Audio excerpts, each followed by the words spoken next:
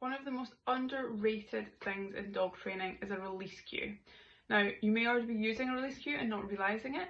I use a release cue with my dog if he's in a heel position, and then I will say free and he can go and do whatever he wants.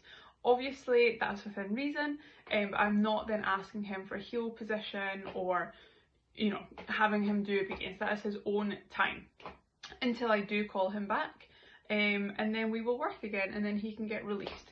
So it just depends on how you're using a release cue. There's many ways to use it. So if we are working on a one-to-one basis, we will have gone over where to use this release cue. Another one that is really common is for recall.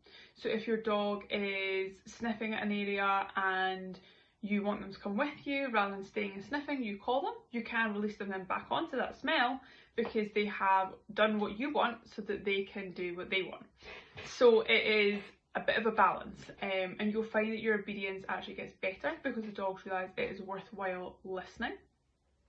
So there's many places that we can use a release cue, but it's just bearing in mind that when you are having your dog in a free break, whatever your release cue is going to be, that you're not then marking any good behaviour. And this seems counterintuitive, but if your dog's walking along, you've told them they're in a free and they happen to give you eye contact, if you mark and reward that, at that moment, they're then not actually doing whatever they want. They're going to be constantly seeking any possible reinforcement.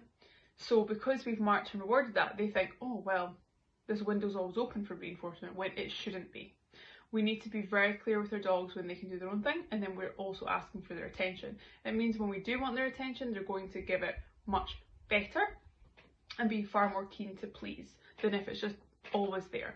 What you will find if you've got a nervous dog and you aren't using your release cue properly, they think there's always an opportunity for reinforcement. They will be on edge and they're not going to actually be learning because they're just going to be fixated on the handler rather than looking around them and taking in the environment. So any questions on the release cue, please do get in touch, and if you're not sure how to integrate it into your training as well, just send us a little message. But anything we can help with, please do shout.